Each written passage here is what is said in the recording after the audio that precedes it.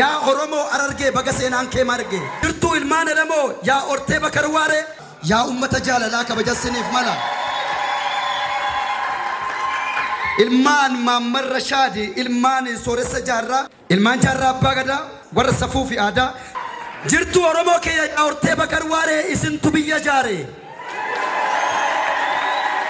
warra gootummaan guulee warra injifannoon galee qabsoo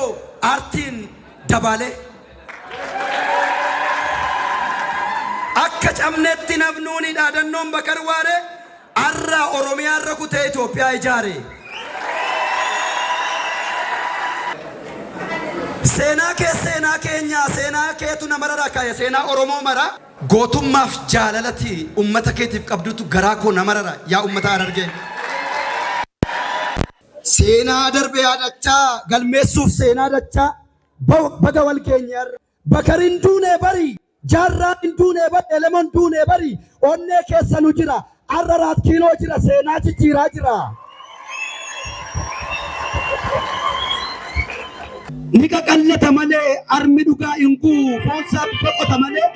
lakkii goonni induu kanaafan goota barsa seenaa taat boollaa oli sabara fedammaksa yaaduu abbaan fedhe namtichi seenaan qabne kan saba isaaf iyyaanne namtichi sammuu qullaa kan garaa qofaaf yaadu namni garaa daawullaa du'eera namni akkasii eeyyeen nuguma du'ee qilee dhidhimee qileetti gadi bu'e namni seenaa hin qabne nama dhaabbiitti du'e Tonni siidaa yaadannoo osoo jiruu jaarrate onnee sabaa keessatti haqa seenaa awwaallate yeroo dhokata malee awwaala diigeekaa seenaan gootaa urjiidha addunyaa maragaa yaa Oromoo Harargee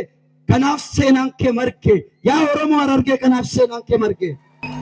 mammaaksa waaqoo guutuu gabrummaa addaan buqqifnaa dadhabnu ilmaan itti guddifnaa Mahammad Qopheet itti guddate Mahammad Qopheet itti guddate Jaala Raarsoot itti guddate yaadataa ilma sabaati itti guddate Nasraddin Dr. Nasraddin Faat kunoo itti guddate Miskiit itti guddate Saadaaf Durramaan Faat itti guddate Ekraam itti guddate Dr. Ifraat itti guddate Saaraat itti guddate Harargeet itti guddate kanaaf seenaan mul'ate Jaarraan hin duune jira Elemoon duune jira Oromiyaa jaaraa jira Itoophiyaa jaaraa jira Araat kiiloo siif jira gammadi ilmaan jaarraa nuti Afrikaa ijaarraa gammadi ilmaan jaarraa nuti Afrikaa ijaarraa yaa Oromoo Harargee baga seenaan kee marge